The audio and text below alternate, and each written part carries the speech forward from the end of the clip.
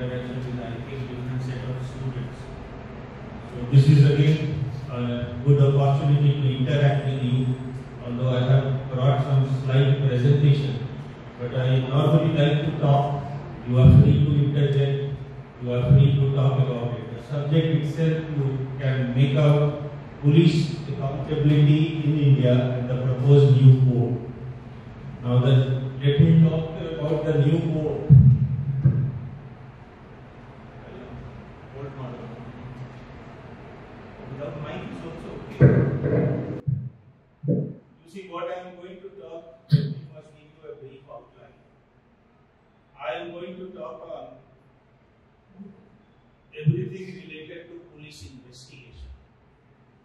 And then I will speak in the last about the new code, whether it simplifies police investigation or it complicates police investigation.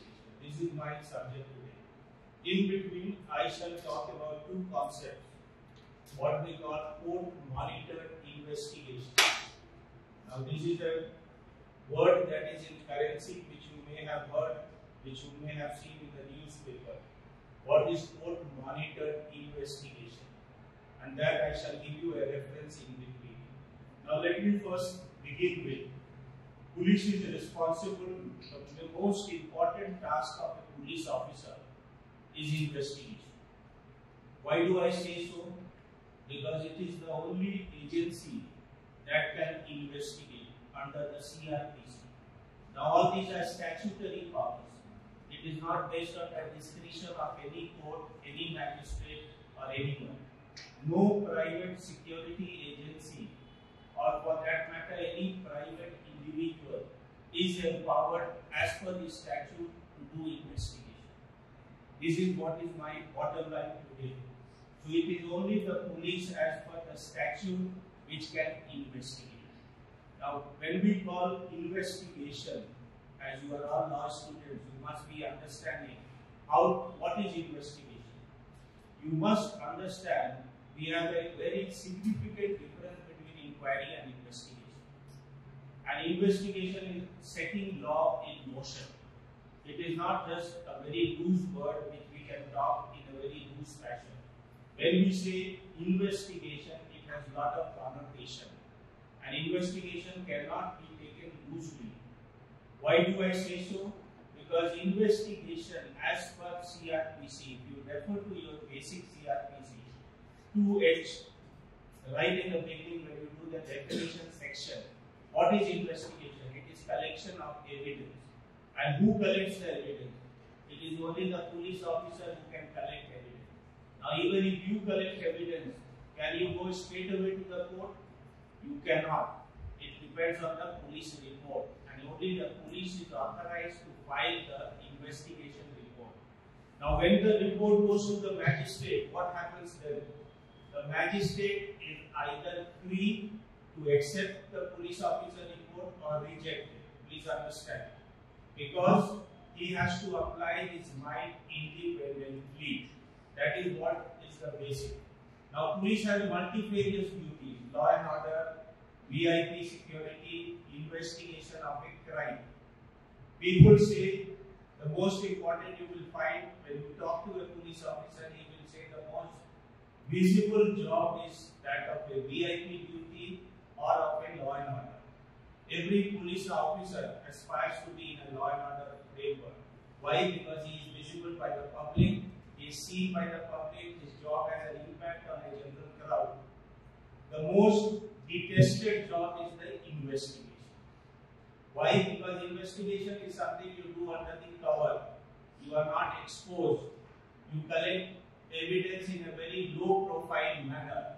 Nobody sees you until the matter goes to the court and unless you get conviction. The recognition part is missing. So when you ask a police officer what is your first priority of your posting, he will always say law and order is my first priority because the visibility, the acceptance, the acknowledgement and the general, you see the impact of the society is more if you do a law and order work. Whereas in investigation, people do not normally feel so important. But if you ask me, after having been in police for 35 years, the The entire gamut of policing depends on a good investigation. Now, when I joined service, just to give you an anecdotal reference, you see one of the sub-inspector came with, sir, when you investigate, it is like squeezing a lemon.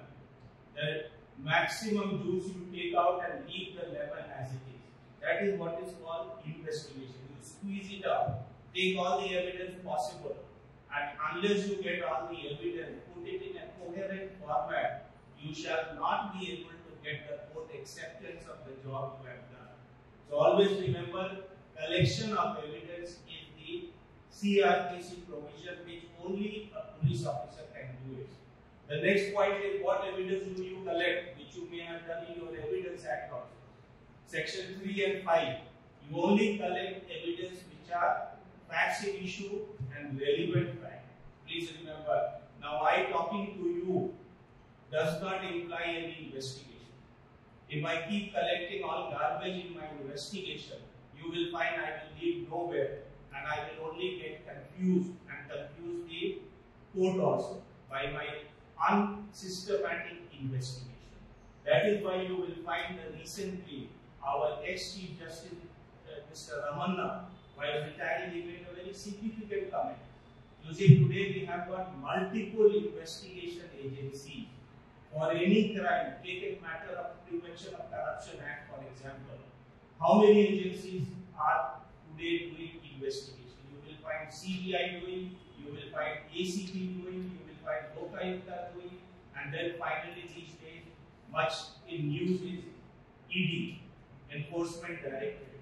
How do Enforcement Directorate do it? They do it under only single act, what is called PMLA Act, Prevention of Money Laundering Act, which you may have heard about it. So what does it? How does PMLA come into corruption? Because they say the money used was for unlawful gains. Therefore, the money that you have to trace the background of every single. So every single corruption case today lands up in the Enforcement Act. Earlier, ED was nowhere in the picture. Only CBI was doing an investigation, closing the matter, so that uniformity was maintained. Today, when ED does, and so many multiple agencies does, Mr. Ramanna made a very significant comment. You should have a unified investigation. Because what is happening is multiplicity of investigation leads to contradictory evidence being collected by each agency, with the result that the garbage collected over a long period, when it lands up in the court is not able to come to a conclusive decision in a short period of time. It takes years. It takes witness examination for years together. And by the time the trial ends, you will find half of the accused are dead, half of the witnesses are gone, and therefore the judgment itself becomes a very faulty judgment. You see Lalu Prasad Yadav case, fodder scam. When did it happen? It happened in 91, 92. And now we are getting some sort of conviction. And whenever you read the conviction part, you will find half of them are dead, half witnesses gone. And again, the appeal is still pending. Appeal may take another 10 years because appeal cannot be dismissed overnight. You have to appraise all the findings of the lower court before you can come and confirm the sentence passed by the lower court. So the investigation today has become very, very challenging. That is my point number 2, which I wanted to tell you, and that is how when we see a new code coming now, you have seen another 6 months we may be having IPC replaced by another code, CRPC replaced by another code, and Evidence Act getting replaced by another code. Now all these codes, you know when it came into existence, more than 150 years of existence. CRPC, IPC. Now it may be an English law, but if you have read IPC, if you have read CRPC, you will not find substantive changes in any subsequent amendment that have taken place. You see the CRPC, it started somewhere in 1880 and it was for India, it was amended in 1973. Now if you see 73 with the 1880, you will not find substantively it has changed. We have added, we have removed certain things. Now any law, if it survives for more than 100 years, you will find it also accumulates a lot of dirt, which over a period of time you have to keep removing it. Otherwise it becomes so voluminous that you are not able to do justice to it. That is why we always have a review system. That is why you will find in each section of the IPC, you will find amended section keeps coming. So it is nothing a great, you see, a transforming act that what we are proposing now will change the IPC CRPC totally. The basics of IPC CRPC shall remain the same. The only thing what we are doing is to add new offences, remove the existing offence if it has become obsolete, increase the punishment. But one of the significant missing link in the new proposed draft law is that the hierarchy of the court has not changed. The procedures of the court has not changed. We have only modified certain procedures, which I will show you in my slide subsequently. Now let me go first, run through the basic, then we will take the okay.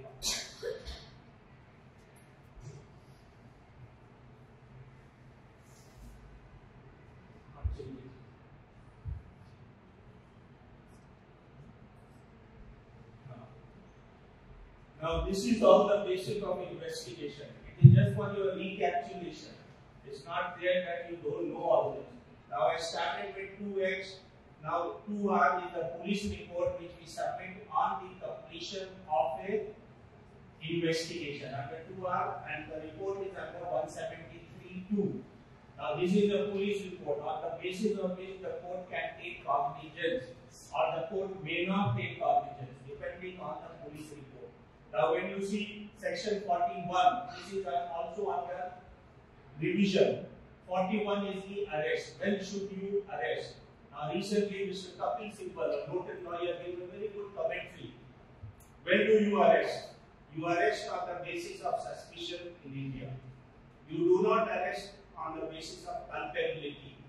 Prima facie arrest. Today we see a lot of cases people get arrested. Lot of time it is an abuse of the process of law.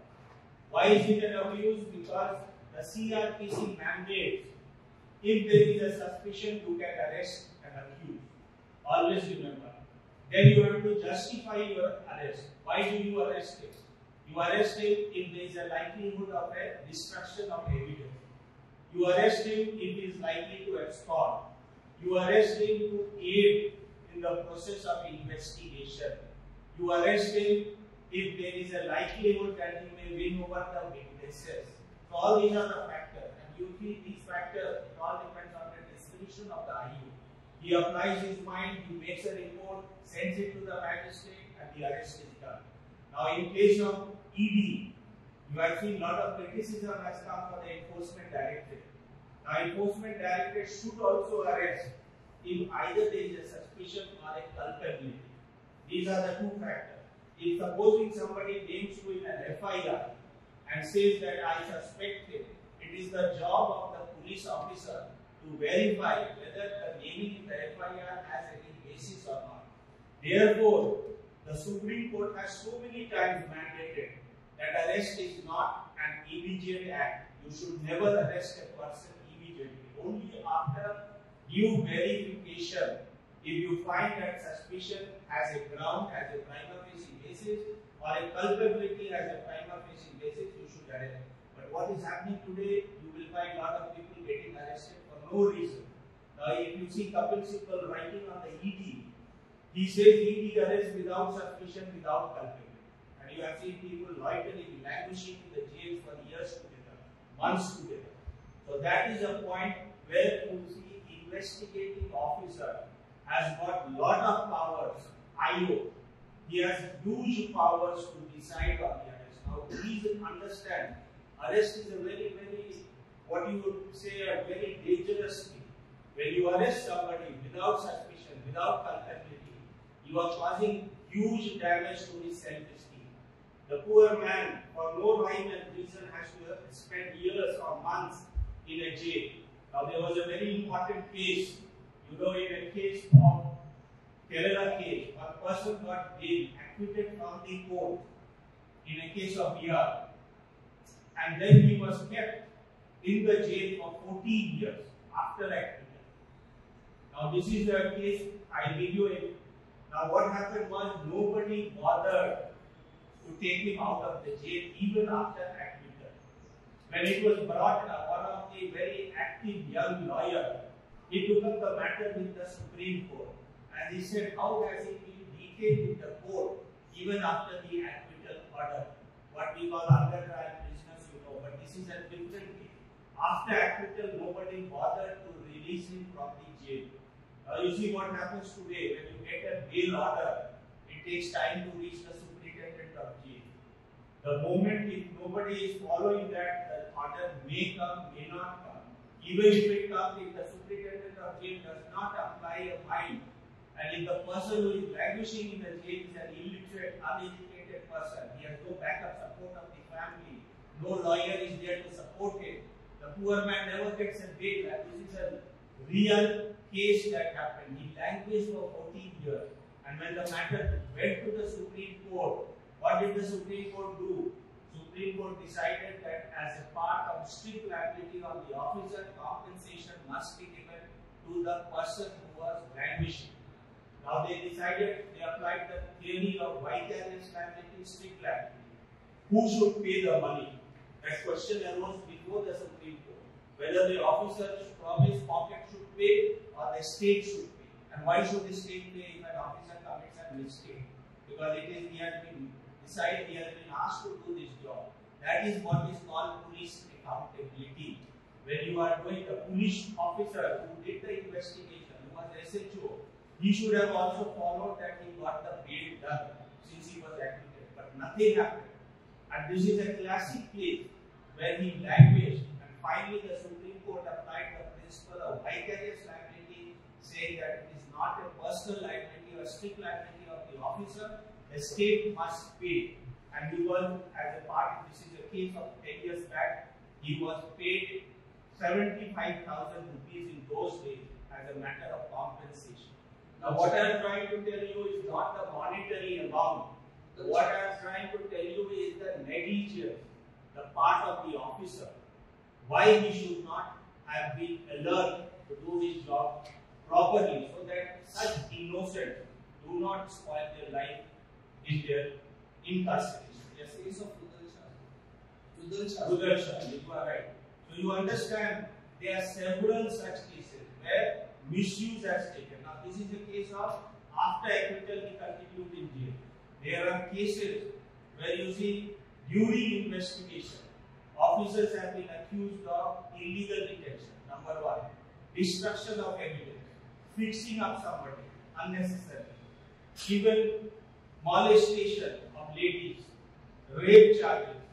Now all these are not part of your official discharge of duty. You know we have a very good protection in CRPC 197 and 132.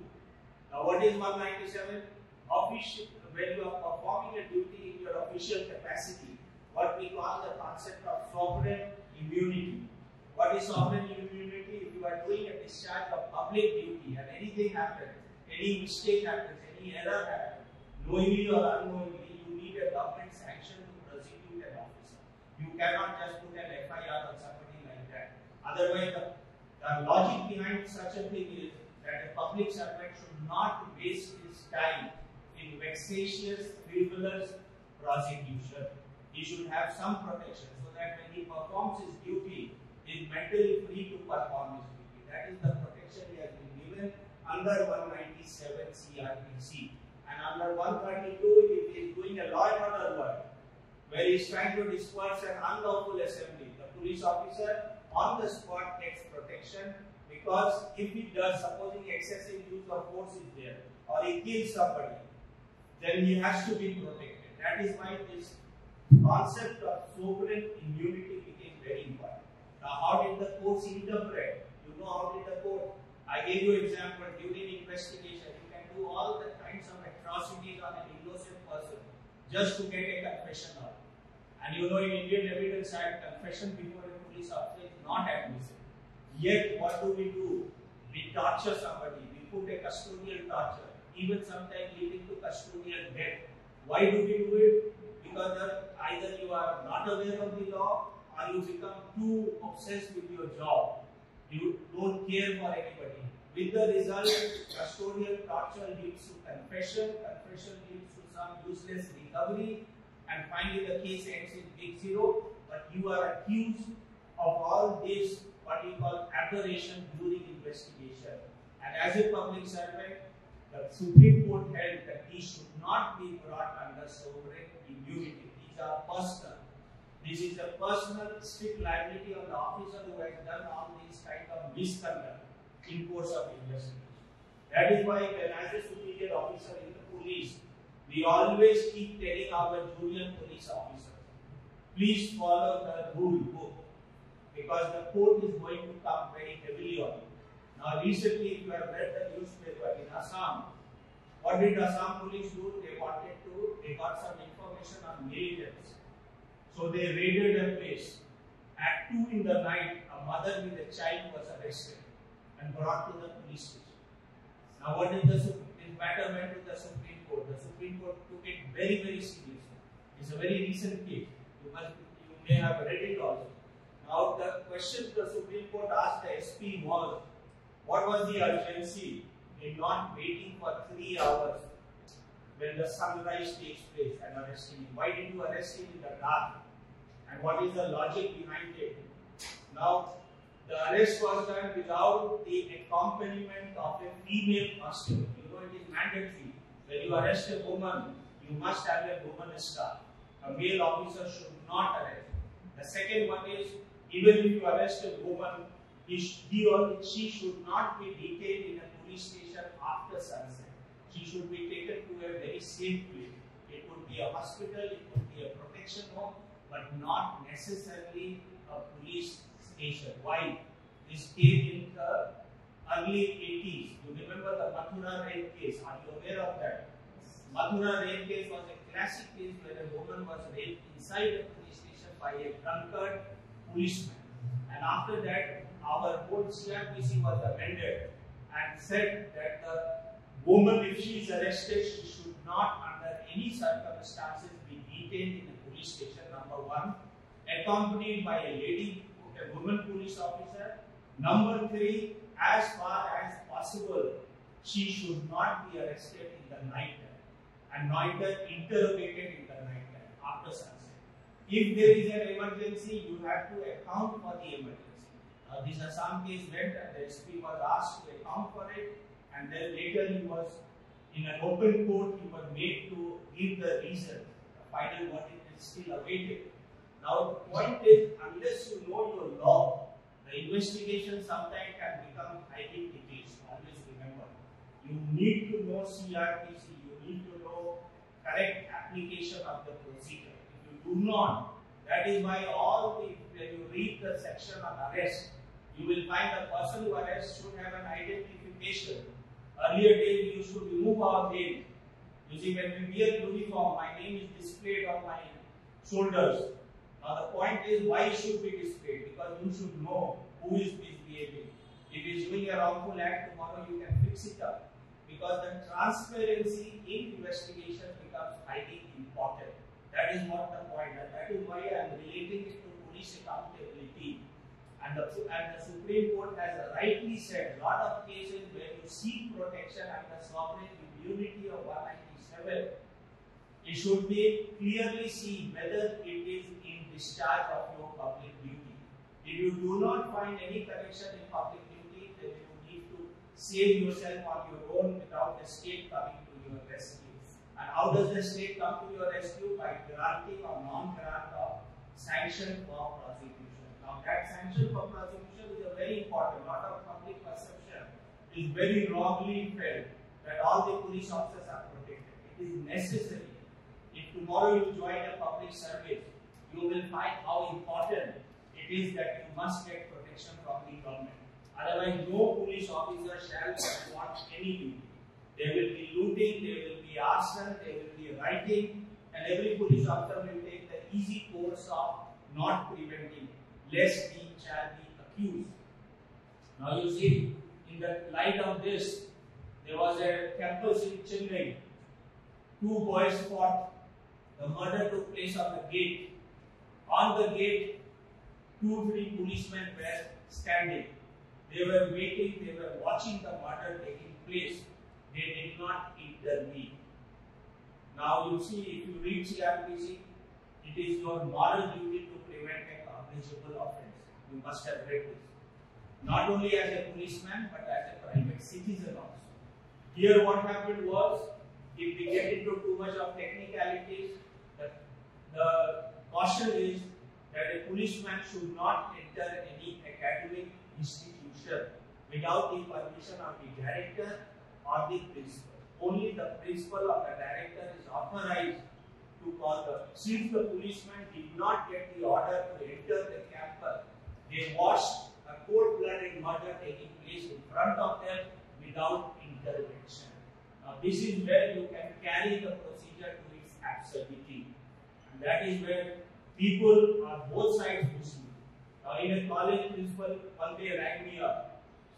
In my association with police, one of the students, he was asked by the principal not to attend the class because he came late.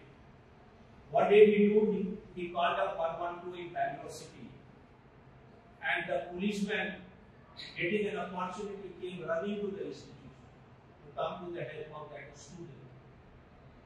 Immediately, the director of the institution called me, since he knew me. I said, how can the policeman enter? It's a disciplinary matter within the institution. The policeman cannot come and monitor your class. Here is another excess, absurdity. A principal has a full right to ask you not to attend the class. And the boy today, everybody has a mobile phone, he rings up the police. 112, you have seen that patrolling vehicle immediately comes rushing and causes a lot of embarrassment to the principal. So this is where we do the absurdity. Where we are required to function, we don't. Where we are not required to function, we try to enter. And that is why I always say, investigation job of a policeman requires a very right balance. And that is where the most important job a policeman does today is of an investigation. Because in a wrongful investigation, you can spoil the life of so many people. But in a correct investigation, you get the goodwill of the best people. Always remember. So all these exercise of community policing, going to the people, outreach, talking good things, big things, cosmetic things, does not help. If you are able to help person, I don't say wrongful help, correct investigation. Because you see, FIR, as per your knowledge, FIR is nothing but just an information report. The matter which you write in FIR is all subject to verification. We have always seen FIR under 154 CRPC is always mysterious, bloated, and includes too many people who are not at all concerned with the thing. Now, when you go by the FIR as a gospel truth, you will find that most of the investigation ends in acquittal, and that is where the police officer has to exercise. FIR normally is done with a very mysterious outlook of putting somebody into problem, so that he gets arrested, he suffers loss of esteem in society, and he always feels as a culprit, whereas if you go through the details of the case, you will find he had nothing to do with the offense at all. So here I come to 154. 154 is your CRPC proceeding. And a lot of time you will find the police does not register an FIR. This is the normal complaint in Bangalore City. I have come across hundreds when I was in the service, when I am not in the service. Sir, kindly tell the inspector to register an FIR. Now you have seen the Vineet Narayan case. You cannot delay an FIR if it discloses a cognizable offense. Please remember. Now, if on whatever you may write a garbage also, but if it discloses a cognizable offense, you have a duty to register an FIR. Please remember this 154.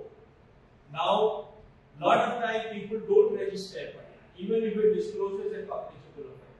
Vineet Narayan case again says it is a police accountability. What is accountability? He can be prosecuted. He can be dealt with in a disciplinary proceeding if it does not register FIR. Now people ask, what are the alternatives if the FIR is not registered in a station house? You have to see, if you read 36 CRPC, it says any senior officer, I am the DCP. If you come to me with a written complaint, it is my duty to get an FIR registered. I can direct on the written complaint. You need not go to the court to register an FIR. You can go to a superior police officer. He is as good as an SHO for that particular police station. Now 156, I wanted basically to tell you what is 156. If no FIR is registered, under 156(3), you go to the magistrate. The magistrate on seeing your complaint refers to the police for an investigation. And then when he refers to you for an investigation, the SHO is duty bound to register an FIR. Always remember why I am telling, because FIR sets the law in motion. Without FIR, the courts have held that investigation cannot be started. Now, if I arrest you, if I do a seizure, if I do a spot measure without putting an FIR on record, I am doing illegal act. Please understand. Therefore, any law is set in motion only with FIR. Without FIR, nothing can be done. And what are the avenues open? 36, 190, well, 190 is again a cognizance. 156(3), referring to the police for investigation. 190, magistrate takes cognizance, he can start or he can refer again to the police for a police report, which comes under 173. Now all these are case laws which I have given you. The case laws are very important because under 156(3), please mark, because my next topic is court monitored investigation. That is why I am referring to the basics of investigation, and today my whole lecture is only confined to investigation because that is the most important work a police officer does. Now in the Swati Ram case, sending report, once an FIR is lodged, the first thing you do is to send a copy to the magistrate. And why do you do it? Because the magistrate should know the progress in investigation, because a lot of time you will find police officers register FIR years together and don't do any investigation. They just put it in the garbage can. No investigation done. Here, magistrate has full powers to ask for a report.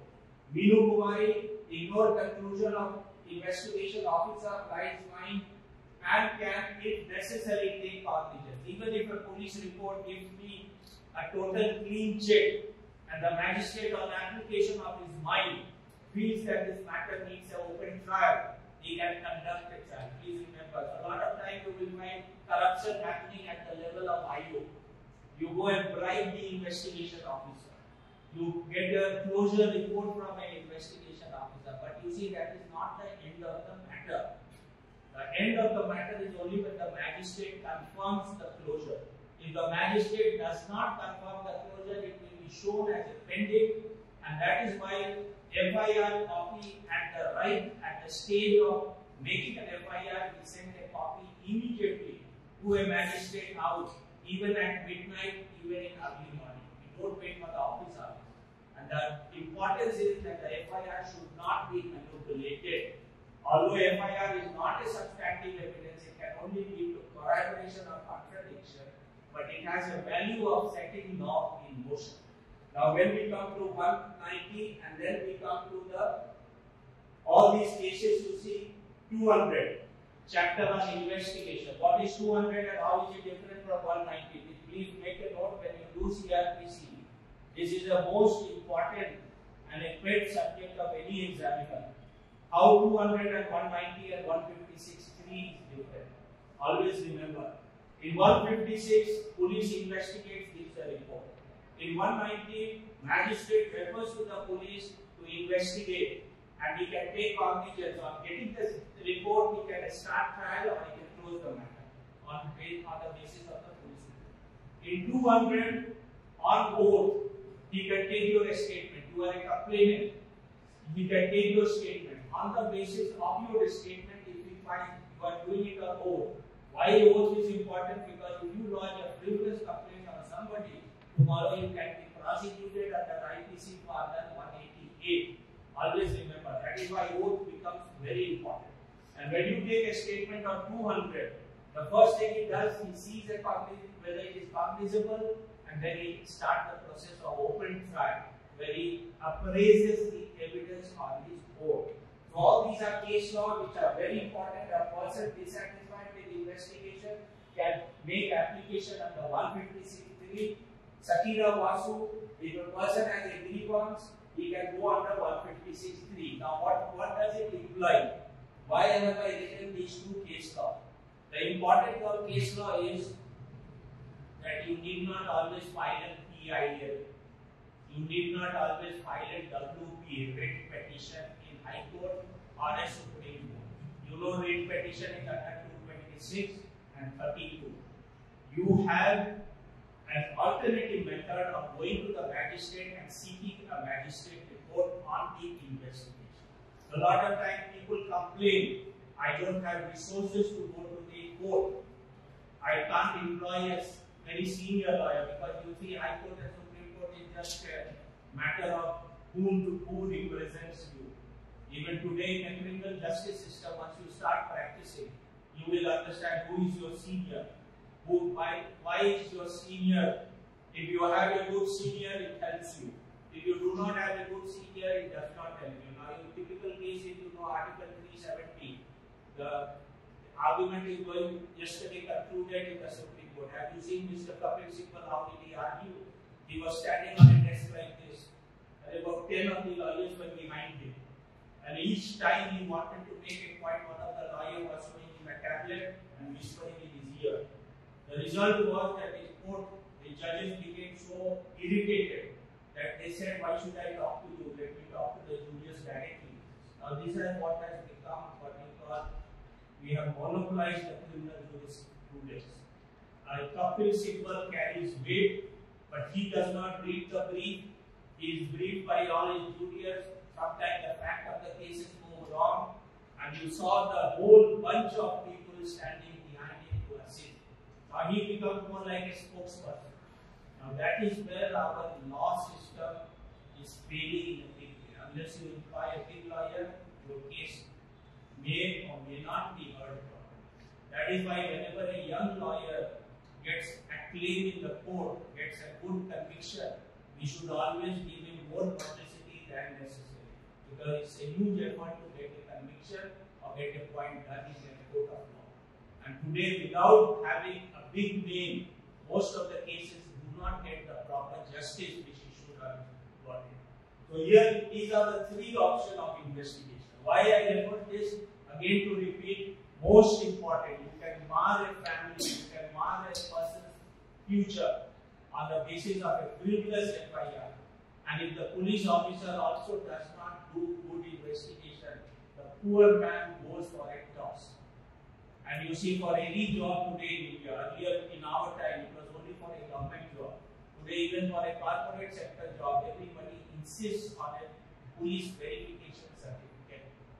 And if your name figures in any of the investigation report, you do not get a police verification certificate. Earlier, it was only for a government job. Today, every corporate sector wants a clearance report. And that is why this investigation has become the primary duty of the police officer.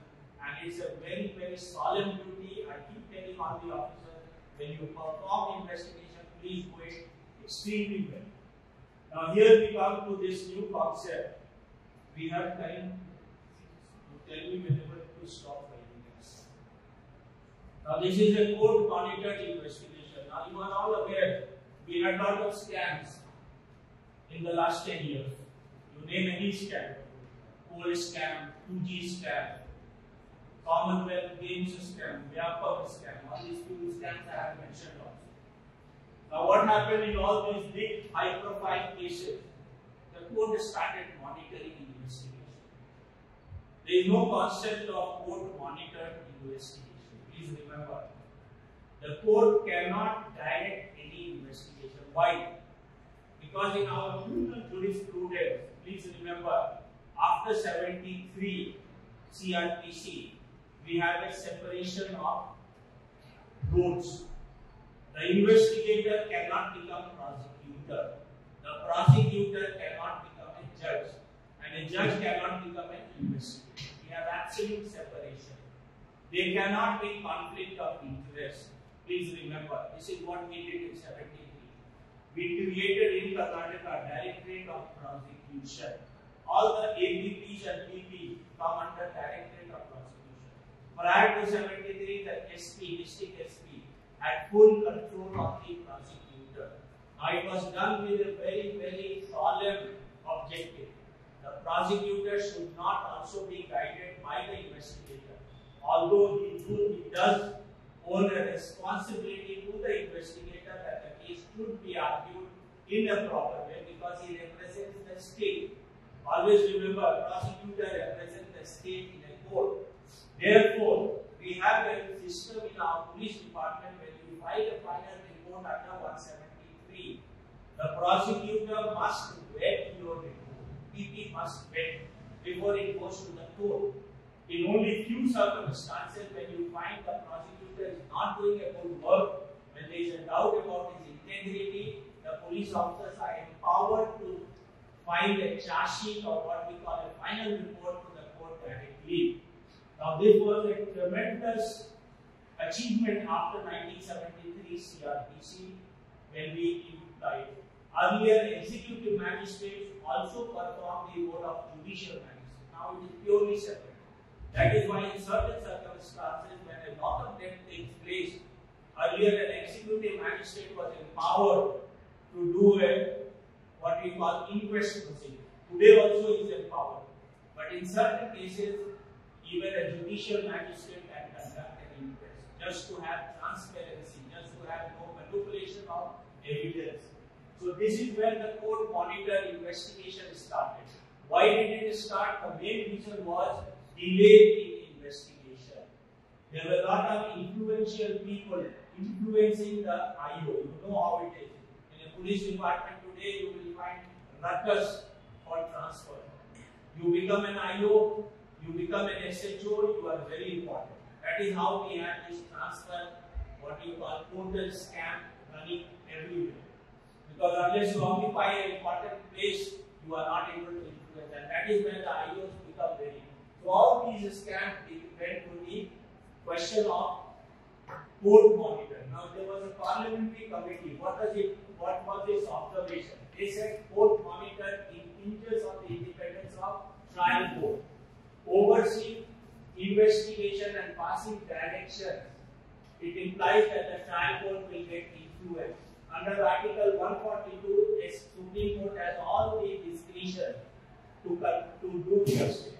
Now the question is very simple. When a superior court does a monitoring of the investigation, as you know, Justice Verma, he started this concept of court monitor investigation. Earlier there was no concept of court monitor.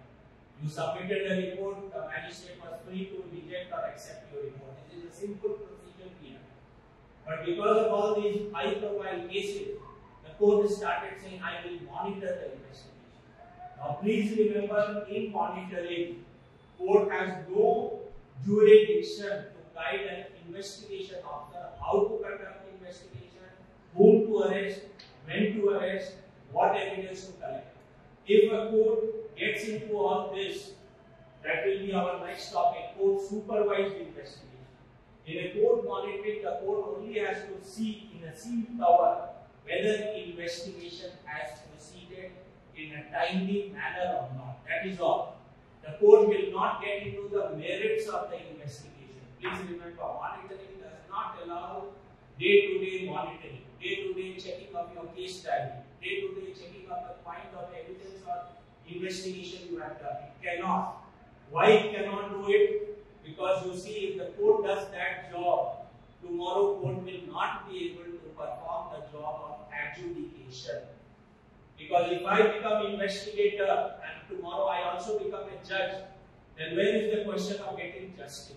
And our criminal jurisprudence system is there must be conclusive evidence to convict anybody. In a criminal jurisprudence, always remember the word we use is definitive evidence. Unless you have definitive, in a civil matter, it is high probability. Now in a court, we do not. Now one of the committees by Justice Maliman, he suggested that to increase increase the conviction rate in India, we should make it high probability, rather than to say that definitely evidence should be. Now, if you ask my personal opinion on this, I would beg to differ. In a criminal law, strict liability must be maintained. If 99 people can escape, but not a single innocent should be convicted or penalized. This is what is the dictum of a criminal jurisprudence. In a civil law, it is different. And that is why those things were not accepted. And we have to be absolutely 100% certain that the man concerned has committed the offence. If he has not, he should not be convicted, let him go free. That is why you see in the Supreme Court said that investigation monitoring is only timely, speedy completion of investigation. It is not appraisal of the quality of evidence or direction to the IO of how to conduct. Now you must be reading in the newspaper recently. They are likely to set up another office called the Chief Investigation Officer, who will supervise ED and CBI at the Government of India. The concept had just come in the newspaper. CIO, Chief Investigation. Now, what does the job of CIO is? Can he do the work of an IO? No. Because the CRPC does not allow anybody else except the investigation officer to conduct investigation. It is his sweet and free will to collect it. I, as a superior officer, cannot say go and arrest him, go and arrest him. It is his job, he has to be convinced to do certain collection. Now, even if I create a job of CIO at the government level, his job will be something like only seeing speedy and timely completion of investigation. Beyond that, he will not be able to influence investigation in any proper manner. And once charge sheet is filed, court monitoring ends. Urging trial court to complete trial in a fixed time frame is not interfering in trial proceeding. Please remember, a lot of time High Court gives an order, please conduct day-to-day trial and finish off the trial immediately. Now it does not, the Supreme Court has said it is only fixing a time limit. It is not saying that you must finish everything. You have to follow the procedure, otherwise the procedure itself will get faulty. And in this case, court monitoring in public interest, IO is complacent or government is interested. If government is trying to derail the investigation, you can have a court monitoring. Otherwise, in normal cases, there should be no court monitoring.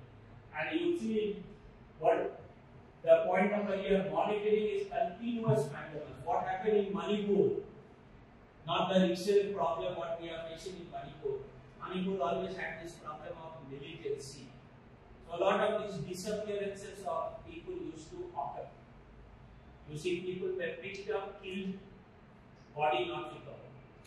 Over a period of time, it was brought to through a PIL. It was brought to the Supreme Court notice that so many people have disappeared, their whereabouts are not found. Maybe they are dead in a police encounter. Now, what did the Supreme Court did? It formed a committee of police officers, retired police officers from outside Manipur to go and inquire and submit a report to the Supreme Court regarding disappearances. And that is why it became continuous mandamus. And then it take up the matter. And this is what happened in case of disappearances of people. Because always remember, when people disappear, you have a right, you have a public duty to inform. So that is why the court monitoring in Manipur became continuous mandamus. It started monitoring whether the committee is doing report, because the committee, once it does the report, it has to do it with the help of the local committee. So this is just to give you a background of monitoring, what we call, so that, and this is the next concept, court supervision. Now, how does court monitoring and court supervision occurs? Now, you see, a lot of cases, the supervised investigation is a very faulty concept. People should never supervise any investigation. Court supervised means one court has given direction to go in a particular direction. Now, if a Supreme Court or a High Court supervises it, then there is nothing left for a trial court to do. That is why this is the faulty. So, whenever there is a supervision by the court, it is what is called court monitored investigation, not a supervised. You will understand if a superior court monitors or supervises investigation, the trial court will always be on the defensive. And they will certainly convict a person despite any evidence found or not. That is why this term, just for your information, this is the wrong term. The proper terminology for court monitored investigation is this. Now let me give you a case example. Just 2 days back, maybe there was an MP from Bihar, Prabhunath Singh. I was just talking about it. What happened in his case? He is already serving a life term. He was an MP and he is in jail. In another case, he is accused of killing 2 people on the day of voting. What happens? Both were young courts, accused of killing on the day of voting. Now what happens is the trial court investigation officer does not do a proper job. He does not take proper testimony of the people who are connected with him. Witnesses. Witness is his mother. Witness is his relative. They were not recorded in the investigation. 1 or 2 people who wanted to depose were let off under threat and inducement. When the trial started, all witnesses, whoever was cited in the IO report, investigation report, turned hostile. What did the trial court do? Gave him acquittal. The matter went to the High Court. It was brought on record that on the day his mother wanted to depose, she was abducted, kidnapped, taken away. Therefore, High Court also could not come to a conclusion. High Court agreed with the trial court, gave an acquittal. The matter just went to the Supreme Court after 10 years. What did Supreme Court say? They found a lot of infirmities in the investigation, lot of infirmities in the trial court proceeding and High Court, and it said that this matter requires to be convicted. And the person, the mother herself, could not depose in this trial. Now you see, this is why I am quoting this example. I told you investigation requires a lot of solemn performance of public duty. If you don't do your duty, somewhere somebody will take objection. And Supreme Court rightly took the objection. And what they have done, they asked for the accused, because you see the sentence is always given if the accused has to be present in the court. This man was serving another life sentence in Hazaribagh jail in Jharkhand. From there, a video conference was organized and the man was given another life sentence. The Supreme Court said, we have only 2 options for you, either a death sentence or a life imprisonment. Prabhunath Singh was convicted, sentenced to another life sentence. Now maybe death sentence would have been a desirable thing for him because this was a second murder case for him. But it said that the rarest of the rare, you know how it is, rarest of the rare, with a lot of appendix added now, mitigation, psychological assessment of the convict, all these things have to be taken. So they took an easy way out and gave him another life sentence. It may run concurrently, he may not survive up till then, but this is how the mistake of an IO, the mistake of a trial court, the mistake of a superior court can be. The Supreme Court did not allow him to escape, and that is how. But you see, court monitored, court supervised, the concepts are different. Now we come to the 3 laws which we have come. Now let me tell you, before IPC came into existence, we had a governance in India, you are all aware. It's not that only Britishers brought the governance in India. Before British also we had governance. What was the kind of laws we were following? We followed all kinds of localized laws. For the Hindu community, we had Hindu law, Muslim law. That way the segregation was different. Each kingdom had their own laws. Even during presidency, we had different laws. So you see also, so each time when the Britishers came, we had a uniformity in the form of IPC, CRPC and Evidence Act. And that is how the court procedure emerged in India. That is how magistrate court, high court, everything started gradually developing. And this is what we have now proposed. This is what is now, this is a Hindi word, Bharatiya Nyaya Samhita Bill, outer part of IPC. You have to know the Hindi language to know this act. Now here, the important part, what they have done.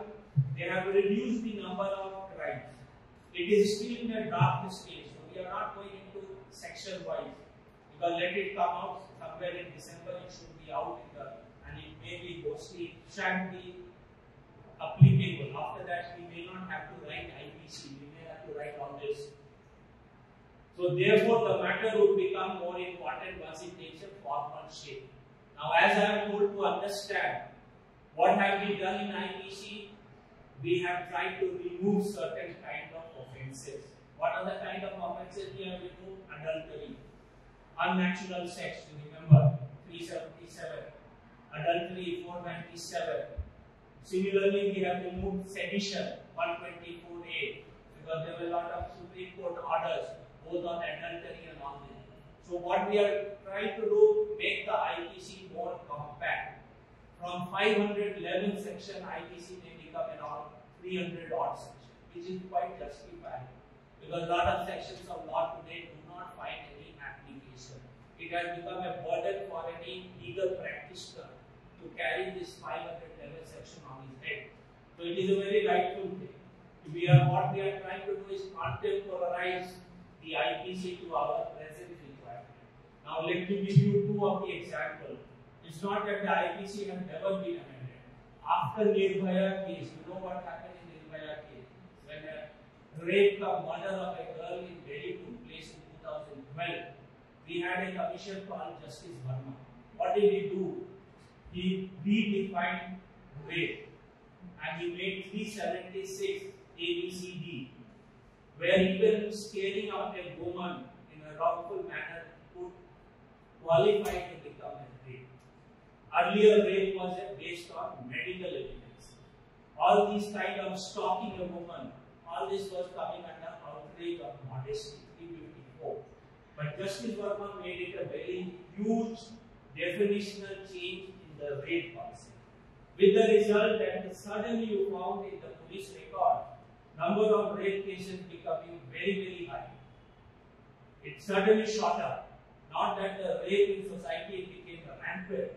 What happened was when you change the definition, number of cases qualifying under these services became very, very high. And that is what was the contribution of Justice Verma, redefining 376 and 354. With the result that number of cases, atrocities against women, suddenly showed an upward increase in all the states, not just in one state. Then we had, dowry death cases in the 80s and 90s. Most of you were not around, but you know the concept of dowry death became very, very menacing. Girls were killed in in-laws' houses. The most simple modus operandi was a kerosene stove. It will always burst, causing fire on a young bride, and she would succumb to the burning flames. And it became so rampant that people were at loss what to do. Every case could not become 302. So if you see we had an amendment to the section. We introduced 304D. Within 7 years of marriage, it shall be presumed that the death was caused by the in-laws in their in-laws' house. Then we had that in section 113A and B, Evidence Act, presumption was made that it was caused by the harassment. Then we had another section called 498A, physical and mental torture. So what I am trying to tell you, as society develops or as new crimes take over, the CRPC, IPC and Evidence Act has always been revised. We have revised, we have moved with the time. We have dropped the existing section, we have added new section. Now recently you saw the Supreme Court making an observation that 498A is also a means to harass the in-laws side. There are a lot of frivolous complaint comes under them. Girl does not want to live with the husband. The easiest exit route is to put 498A on the husband so that she can walk out of the marriage and claim a good alimony. This is the flip side. But the positive side is if you visualize a picture, a woman after marriage has no resort. A helpless woman staying in an in-law's house where parents are not able to support her. Once a marriage takes place, she is confined to the four walls of her house. She cannot even express her dissatisfaction to anyone, with the result that she has no other alternative except to kill herself. And that is where the presumption and all these sections of law were added, just to rescue a woman from a very distressing state of affairs. And that is where all these things, now the important part, please understand, are the highlights. Now these are the highlights which have been brought in the public platform. There may be more highlights which will emerge once the draft is finalized. But the first one is terrorism has been defined, sedition has been removed, mob lynching, you know what is mob lynching, death sentence. So we have increased number of death sentences in IPC. One is mob lynching, death sentence is added. Rape of a woman earlier, less than 12 years, death sentence now it has been made 18 years. If a rape, a gang rape takes place on a woman of 18 years, death sentence can be avoided. So what the new act is doing is increase the number of offences where death sentence can be given. Prescribes 10 years for sexual intercourse with women on false marriage. Community service is a new thing that is emerging. Details are not emerging, but it is a very, very welcome sign that if you have a community service as a part of your punishment, punishment. In our section 52 of IPC, the punishment chapter, you will not find community. So that is a very important. Bill fixes maximum limit of 180 days to file a charge. You see, when a case is filed yesterday, you may have seen in the newspaper, High Court wraps Lokayukta. Why? Because one professor wanted to apply for a vice chancellor's job. Now, some case was arguing in Lokayukta. The expectation is for last 6 years, Lokayukta is sleeping on the case, with the result that he becomes ineligible to apply for a VC job, which is, important for getting a police certificate of clearance. Now, this is what is the problem with most of the investigation agencies. Deliberately, mischievously delaying the investigation. Each IO should have the guts to say that no case is made out and close the matter, instead of keeping it in a huge presence. So this is your IPC, the important part of the IPC, what they are proposing to do. Community service is very important. Now this is the CRPC, Nagrik Suraksha Samhita Bill, CRPC counterpart. Here you see technology, appeals, deposition. As I told you, Prabhunath Singh deposed on a video conference. It is not there in CRPC. Now we have introduced technologies. A lot of work will be. Each time, when you are working in the police, you see a poor urban trial. His date is today, the police will give endorsement. We have no security guard because all of them are involved in a bandobast duty. Poor man is not made available to go to the court. So his case gets deferred. He keeps languishing. If you have this kind of technology-induced appearance in the court, you will have faster trial, speedier justice, and the need for overcrowding of the prison that what we face today can be substantially reduced. Video recording of sexual violence. Why video recording? Because manipulation cannot take place. Today we do a statement. Now you see a statement is very, very devious. The language can turn the meaning of a statement. When you record a hapless woman, illiterate woman, her statement can be manipulated. But when she does a video recording, it gives a security, safety network. You cannot change her version. Whereas in a written recording, you can change the version. You can manipulate her statement. Give us a leading question, she shall fall into the trap. And that statement becomes an evidence. Therefore, video recording is very important. Police must inform about status of complaint in 90 days. If you lodge a complaint, you have a right to know what action. You are a victim of a crime. You have a right to know the progress in investigation. It cannot be delayed. Section 41A, notice for arrest. 41A, if you recall CRPC, will have added safeguard. No arrest can be made without the approval of a DSP for an offence of 3 years or above, or for an individual who is 60 years. This is very important. I personally, having worked in police, I can understand. It causes a trauma. A local constable goes and arrests somebody. He does not even know the facts of the case. That is why a DSP has been paid. Now, whenever you make an officer in charge, as I told you, police accountability increases.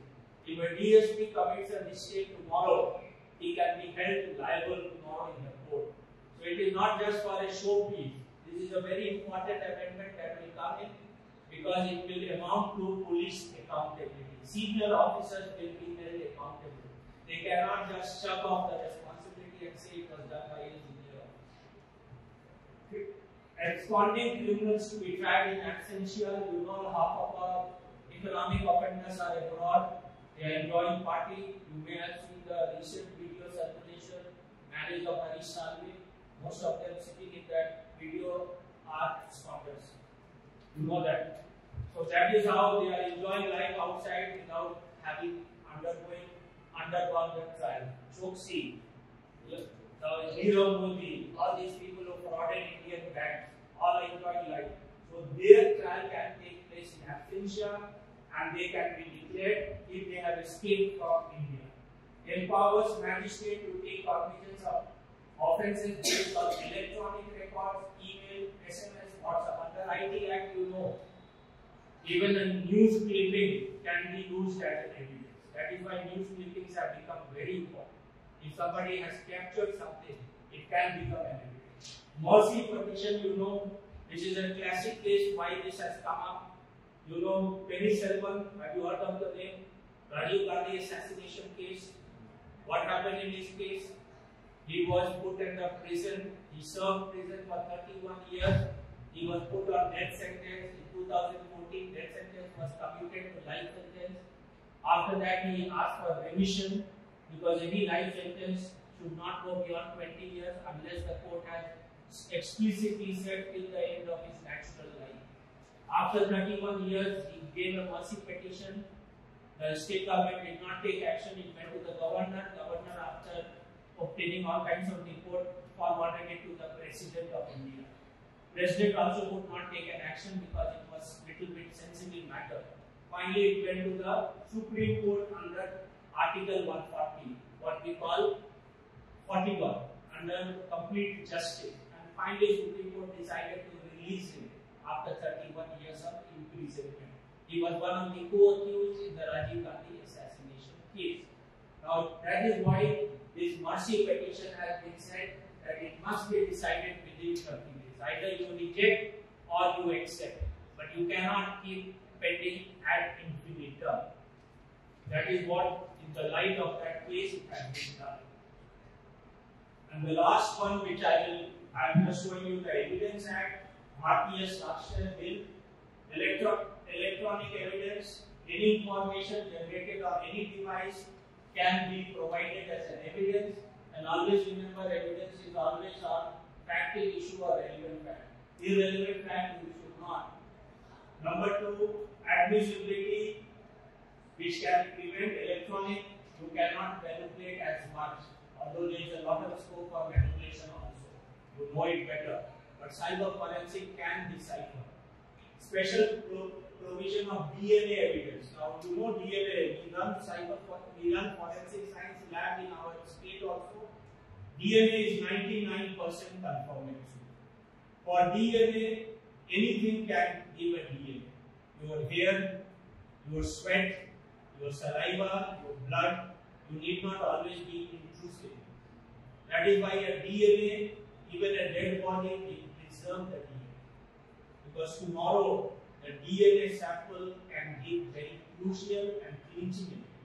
So DNA has become a big for the forensic lab. If you ever visit our forensic lab here in Bangalore, you will find they have a separate DNA lab, and a lot of requests comes, huge pendency, still the manpower has to be developed on that. Recognizes medical opinion which can assist in establishing fact, included presumption of innocence as fundamental principles in criminal justice. This implies every person is presumed innocent unless proven guilty. This is what is the closure of my new bill, police accountability and misdemeanor in police investigation. Now let me give you a very important thing. You see, in India or in anywhere else, the police comes under the control of state government. The police is subject to a lot of compulsions. We are not an autonomous, independent organization, whether it is central government or state government. Therefore, the problem always is that the police faces is how far you are independent. And that is why in India we find court intervention becoming rampant. Now if you compare it to the Britain, what happened? Boris Johnson resigned in Britain. Why did he resign? Why did Boris Johnson, as a Prime Minister, having substantial support in his party, majority of MP, had to resign? He was accused of Partygate. What is Partygate? When it was lockdown, he organized a party in St. George's Street. The police commissioner of London so started an inquiry into that Partygate. And he had some video evidence to prove that Mr. Boris Johnson and a couple of his associates were doing merrymaking when the lockdown was on in the United Kingdom. Therefore, some evidence was found on Boris Johnson, and the London Police Commissioner could so on his own start investigation on a Prime Minister. Now that is how the situation is different. In India, if you start, you are not autonomous to start. You will have so many imponderables on your way, and it will become very difficult. That is why in India, for every simple thing, court monitoring, court intervention has become rampant. And that is why legal profession as of now has become very, very lucrative. Any lawyer today can survive if he gets a good foothold in the criminal jurisprudence. So I just gave you an example how in London, the London Commissioner on his own can start investigation. In India, we do not and are not able to do similar thing, so motor investigation. And to conclude my own thing, for a good if you become a good investigator, you get the maximum community and people support. If you become a mysterious investigator, you lose all public sympathy. And the biggest job in police is that of an investigation, because nobody else can do this job as per CRPC unless we amend the CRPC. The evidence collection is a matter of monopoly for the state. The state is a prosecutor and the state takes the burden on it to prosecute any criminal. And that is how only the police does it on behalf of us. So with this, the accountability of the police is very high when you do investigation, and you need to follow the rule book strictly so that no big misdemeanor comes on you, and you don't have to save your escape under sovereign immunity, what we call 197C. So thank you very much. The new act we shall discuss only after the act has been given a formal and a proper shape. This is all in the realm of speculation. It is all circulated on public platform. We still, there is a committee going into it. What comes out as a final draft, we shall have to wait for that. Thank you very much.